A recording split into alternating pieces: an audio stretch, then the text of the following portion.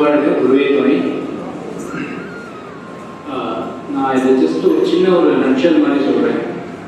இந்த தியானம், மௌனம், தவம் இதெல்லாம் வந்து அவர் வந்து படிப்படியாக ரொம்ப ஒரு ஆரம்பித்து ரொம்ப அழகாக ஆரம்பித்தார். ஏன்னா இதுக்கெல்லாம் வந்து ஆதாரம் வந்து உடல் ரீதியாக ஒரு பேஸ் இருந்தால் தான் நம்மளால் வந்து அந்த தவமோ தியானமோ இல்லை மௌனமோ அதை கடைபிடிக்க முடியும்.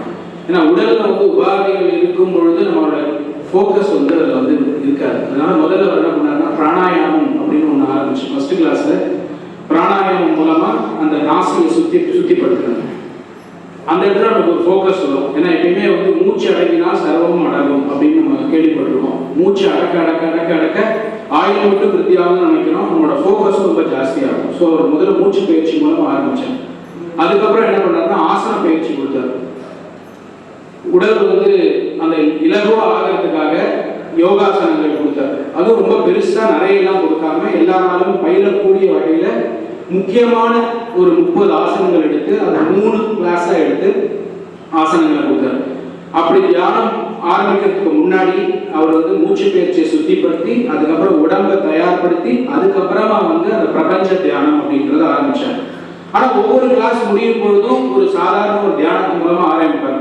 ஆனா அந்த சக்கராஸை ஆக்டிவேட் பண்ண ஆரம்பிச்சது வந்து பாத்தீங்கன்னா அது எல்லாருக்கும் தெரியும். அவர் அந்த ஆசனமும் கம்ப்ளீட் பண்ணும்போது அவர் வந்து மூலாதாரத்திலிருந்து ஸ்டார்ட் பண்ணார். ஏன்னா அந்த நாசியும் உடம்பும் சரியா அலைன் ஆனதுக்கு அப்புறமா அந்த சக்கராஸ் வந்து கொஞ்சம் லைட்டா ஸ்டெடி ஸ்டேட்ல இருக்கும் ஆக்டிவேட் ஆகிறதுக்கு. அதை தான் அவர் வந்து ரொம்ப அழகா பண்ணாரு. அதுக்கப்புறம் மூலாதாரத்திலிருந்து ஆரம்பிச்சு டைரக்டா ஆக்ஞாக்கு வந்துட்டாரு. அதுக்கப்புறம் சுவாதிஷ்டானமோ இல்லை மணிப்பூரகமோ அவர் வரல, டைரக்டா ஆக்ஞாவை கொண்டு வந்து நிறுத்தினார். இந்த ஆக்ஞாவில என்ன பண்ணாரு, ஆக்ஞா தவம் கொண்டு வந்து சஹஸ்ராரத்துக்கு போயிட்டார். திருப்பி அதையே சுழல விட்டுட்டே இருந்தார். சஹஸ்ராரத்திலிருந்து மூலாதாரம் ஆக்ஞா அப்படியே. இது வந்து ரொம்ப ஒரு ஒரு விசித்திரம்னு சொல்ல முடியாத ஒரு அற்புதமான விஷயம். ஒரு கை தேர்ந்தவங்களால் மட்டும்தான் இந்த மாதிரியான ஒரு சுழற்சி முறையில வந்து இந்த குண்டலினி யோகாவை கொடுக்க முடியும். அப்படிங்கிறது அதை ஸ்ரத்தையா பண்ணும் பொழுதுதான் அதை அனுபவிக்க முடியும். அதை வந்து நம்மளால வந்து உணர முடியும். இல்லைன்னா வந்து சக்கராஸ் வந்து எப்படி வந்து உங்களுக்கு தெரியாது கிடையாது. சக்கராஸ் எந்த அளவுக்கு நல்லது செய்யுமோ அதே சமயத்தில் சரியான பயிற்சி கொடுக்கலைன்னா அந்த சக்கராஸ் வந்து நமக்கு வந்து உடல் ரீதியாக சில விஷயங்களையும் ஏற்படுத்துறதுக்கான வாய்ப்புகள் உண்டு. அது வந்து அதுக்கு உதாரணமா விவேகானந்தரை கூட சொல்லுவாங்க. அது எந்த அளவுக்கு நமக்கு உண்மைன்னு தெரியாது. அவருக்கு வந்து அந்த 32 வயசுல வந்து டக்குன்னு அவருக்கு வந்து விழுந்ததுக்கு காரணம் அவர் ரொம்ப அதிகமான அந்த துரியாதத்தையும் தாண்டி போகணும்ன்றது சரியா முறையா படுத்திக்கலன்ற மாதிரி. அது எந்த அளவுக்கு உண்மை எனக்கு தெரியாது, கேள்விப்பட்டிருக்கேன். அது சரியா கையாளாததுனால அவருக்கு வந்து அந்த மாதிரி ஒரு இது அவருக்கு ஏற்பட்டது. அது மாதிரி பெரிய விவேகானந்தர் மாதிரி ஒரு பெரிய மகான்களுக்கே வந்து அந்த மாதிரி ஒரு சரியான ஆக்டிவேஷன் அந்த அலைன்மெண்ட் வரலைன்னா அந்த மாதிரி ஆகும் பொழுது நம்மளால ரொம்ப ரொம்ப ரொம்ப சாதாரணமானாங்க.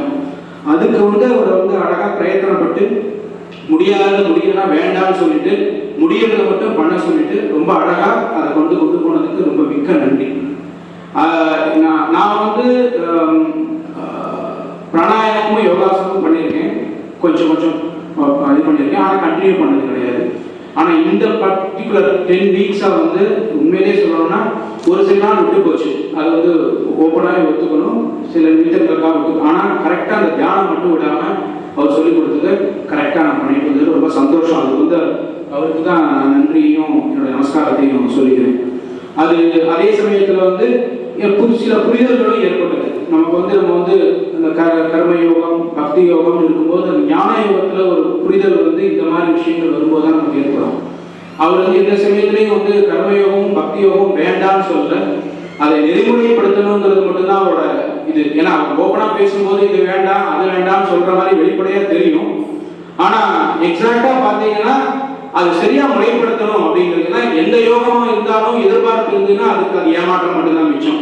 அது கர்மயோகமா இருந்தாலும் சரி பக்தி யோகமா இருந்தாலும் சரி எதிர்பார்ப்போடு ஒரு வேலையை செய்யும் பொழுது ஏமாற்றம் மட்டும்தான் மிச்சம். அது சரியான பலன் எதிர்பார்க்க முடியாது. கர்மயோகமா நம்மளே இருக்கும். வீட்டில் ஒரு வேலை பார்த்தோம்னா இதை நான் பார்க்குறேன், எனக்கு அதனால என்ன பிரதி உபகாரம் கிடைக்கும். என் பையனுக்கு இவ்வளோ செஞ்சேன், அவன் எனக்கு செய்யலை. என் வீட்டுக்காரர் இது செஞ்சேன், அவன் எனக்கு திருப்பி செய்யலை. அது கர்மயோகமா இருந்தாலும் அங்கே எதிர்பார்ப்பு இருக்கு. பக்தி யோகமா இருக்கும் என்ன பண்றோம், கடவுள்கிட்ட நம்ம கேட்கிறோம்.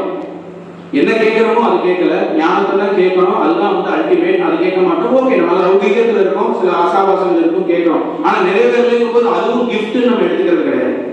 அந்த நேரத்தில் என்ன செய்யறோம், எனக்கு தரல அப்படின்னு ஒண்ணு அவர் மேல கோவப்படுறோம், இல்ல அந்த கடவுளை விட்டு இன்னொரு தெய்வத்துல மாறுறோம். இது பக்தி யோகம் நடக்கக்கூடியது, நான் தவறா சொல்லல. ஆனா ஞான யோகம் வரும்போது என்ன ஆகும் அப்படின்னா, அந்த ஞானம் வந்து பிரிச்சு பார்க்கிற ஒரு சக்தியை வந்து அது ஏற்படுத்தும். எது தவறு எது சரி அப்படிங்கிறத வந்து ஒரு கிளியரான பாதையை கொடுக்கும். அப்போ வந்து கர்ம யோகத்தையும் பக்தி யோகத்தையும் சரியா செய்வோம். அவர் இன்னைக்கு பேசும்போது கூட அது இன்னும் ஸ்ரத்தையோட செய்வீங்க, அதுக்கு இந்த ஞான யோகம் ரொம்ப யூஸ்ஃபுல்லா இருக்கும்னு தான் சொன்னேன். அந்த விதத்துல பார்க்கும்போது உண்மையிலேயே வந்து ஒரு சிறிய நல்ல புரிதல்கள் அது எனக்கு அனுபவங்கள் ஏற்பட்டது. நம்ம இன்னைக்கு வந்து எனக்கு ரொம்ப ரொம்ப லைட்ஸ் போனது அப்படின்னா இந்த மரணம் அப்படிங்கிறது. ஏன்னா நிரந்தரம் மரணம் மட்டும்தான். பூமியில விழுந்துட்டோம்னா மரணம்ங்கிறது நிச்சயம், மற்ற எதுவுமே நிலையற்றது, மரணம் மட்டுமே நிலையானது. அது வேண்டானாலும் வரும், மற்றது எது கேட்டாலும் கிடைக்குமா கிடைக்காதுன்னு நமக்கு தெரியாது. That is a doubtful. Anything in this world, any things அது டவுட்ஃபுல், கிடைக்குமா கிடைக்காது. ஆனா மரணம்ங்கிறது கிடைக்கும், அது எப்ப வேணா வரலாம், அன்எக்ஸ்பெக்டடாகவும் வரலாம், இந்த நிமிஷமும் வரலாம். ஆனா அதுதான் நிலையானது அப்படின்றதுக்கு இன்னைக்கு அந்த நமக்கு, அதாவது நமக்கு இறந்து ஒரு பிறப்பு ஏற்பட்ட மாதிரி ஒரு உணர்வு நான் உணர்ந்தேன். எனக்கு அதுதான் ரொம்ப பிடிச்சிருந்தது ஆக்சுவலா. ஏன்னா நம்ம இருக்கும்போதே மரணிக்கிறது அப்படிங்கிறது வந்து ஒரு பெரிய விஷயம். அந்த விஷயத்தை இன்னைக்கு உணர்ந்தது அப்படிங்கிறது எனக்கு ரொம்ப சந்தோஷமான விஷயமா இருந்தது. இன்னொன்று வந்து இன்னைக்கு வந்து நம்மளால இந்த மொபைல் இல்லாம இருக்க முடியும் அப்படிங்கிறத இந்த 8 மணி நேரத்துல அதை தொடவே இல்லை. சைலண்ட்ல போட்டு வச்சதுதான் அதால இருக்க முடியும். நம்ம இப்படிதான் இருந்த ஒரு காலத்துல இந்த மொபைல் அப்படிங்கிறது இல்லாம தான் இருந்தோம். ஆனா இந்த குறுகிய காலத்துல தான் நம்ம அந்த கையில அந்த அலைபேசிங்கிறத நம்ம கையில எடுத்துக்கிட்டோம். தேவைதான் இல்லைன்னு சொல்லல, ஆனா அது இல்லாமலும் இருக்க முடியும் அப்படிங்கிறது இன்னைக்கு நம்ம நிரூபிச்சு காமிச்சோம். ஏன்னா அது இல்லைன்னா நமக்கு பதட்டம் வரல, எடுத்து பார்க்கணுன்ற ஒரு இது வரல, கியூரியாசிட்டி வரல, ஆன்சைட்டி வரல, என்ன ஆப்ஷன் ஏதாச்சும் ஒண்ணுமே வரல. அது போட்ட இடத்துல அப்படியே அந்த பையில அவர் ஆரம்பத்தில் சொல்ல எந்த காலம் வராது, எந்த பிரச்சனையும் இருக்காது அப்படின்னு அந்த தாட் ப்ராசஸும் அதில் போகவே இல்லை. அந்த விஷயத்துலையும் அது ஒரு பெரிய உணர்வுதான் இருந்தது அப்படிங்கிறத நான் ரொம்ப சந்தோஷத்தோட பகிர்ந்துக்கிறேன். உண்மையிலேயே இது ரொம்ப ஒரு நல்ல ஒரு பயணம். இந்த பயணம் தொடரணும் அப்படிங்கிறத நான் என்னோட குருவிட்ட நான் என்னோட வேண்டுதலாக வச்சுருக்கேன். இதே மாதிரி நிறைய சத்சங்கங்கள் ஆகிய இந்த தியான பயிற்சி, மௌனமாகட்டும், தவம் அப்படிங்கிறது இன்னும் பல ஒரு பரிமாணங்கள்ல இங்கே வெளிப்படணும் அப்படிங்கிறது என்னோட சிறந்தாழ்ந்த என்னுடைய வேண்டுகோள்.